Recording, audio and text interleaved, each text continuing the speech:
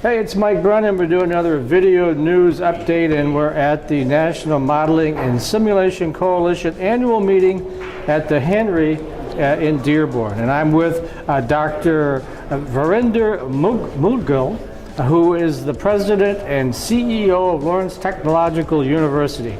And he just gave a presentation called Technical Training and Certification Programs Serving Manufacturing Industries. So why don't we talk a little bit about that? What does LTU do to help manufacturing? Well, we train our students, which are the future workforce, in nearly all areas of technology and workforce. For example, they are exposed to computer, mathematics, engineering, science, biomedical, and all areas that are actually not only marketable but very important for future development of workforce. We also have on campus Michigan Works, which is creating jobs for people who have either been laid off, haven't been in work for some time, give them the basic knowledge of computer, math, and areas of computation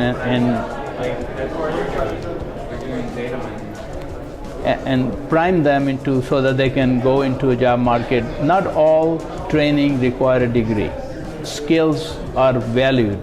Some skills are so valued they pay you much higher than a highest degree on campus. So we try to balance both. Realistically, there are many professions, concrete layer, plumber, and car mechanics. Per hour they may be paid a lot higher than a professor is. So I think both options are available. Some people simply join the other part of it.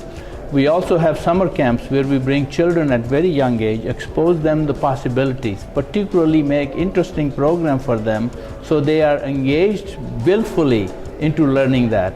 What it does is they allow this type of programming summer allows them to identify what they like and what they don't. Things they don't like, don't follow as a career because they're not going to succeed. You cannot force them to like something.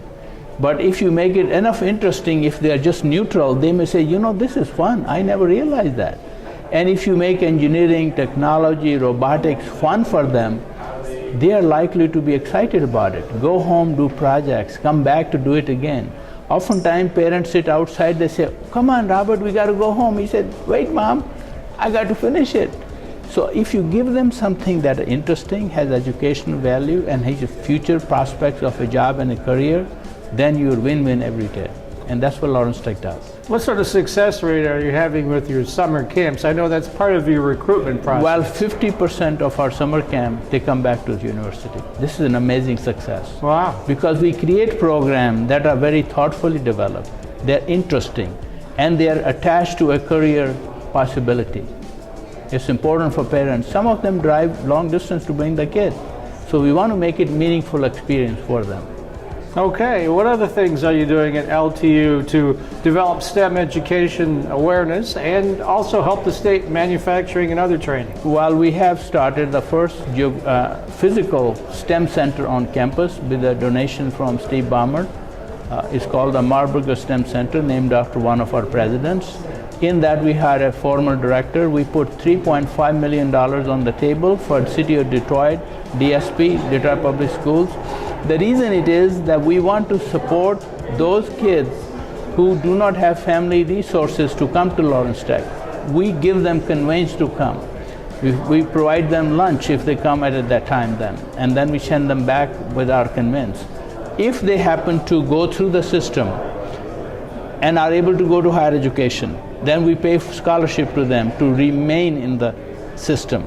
For example, we have adopted a school called Sampson Weber Middle School in city of Detroit, and we send our professor to teach there to excite students, to create intrinsic interest in them so that they will follow, give them nice projects they want to follow, and then say, oh, if Lawrence Tech does this, that's where I want to go. Once they come there, then we provide them financial support. So I think there is a very important issue that I'd like to bring to your attention, that is the deficit in our workforce cannot be attributed only to the suburbs, because there's a large population of minority in city of Detroit that is left out. That is a workforce being wasted. So we have put a special effort to involve our efforts into city of Detroit and particularly Detroit Public Schools, to give them support, give our professor there. So we started a design center right in the middle of Detroit, in the Midtown. There we train students. We have classes, so students who cannot travel to suburbs can go there. And then we provide financial support. So we want to prepare a workforce that is balanced. So if a large population never get to taste that growth, then you're going to always have a deficit, because out of a population, if a big segment was never exposed to that, you can never make up for the deficit. You need to prepare them as well, so they graduate and go to the workforce. All right, so now that we've got all these folks out there excited about either their students they want to attend, or their parents and they want to send their students there, how do they reach you or find out more about LTU? While we announce, we have orientations, we go on the radio, television, and we submit dates on website and others where we have number of opportunity for parents and families to come. I address nearly all the groups if I am on campus, which mostly I am, and tell them the reasons, welcome them, and give them the opportunities, and outline what possibility exists for their students, and give them a little more optimistic view that if they came to Lawrence Tech, this is what they can follow, what their predecessors have. For example, nearly 90% of our students have jobs before they finish. They are in demand because what they learn at Lawrence Tech. All right. Well, that's Dr. Virinder Moudgil, and he is the president and CEO of Lawrence Tech. This is Mike Brennan. You've been watching Video News Update.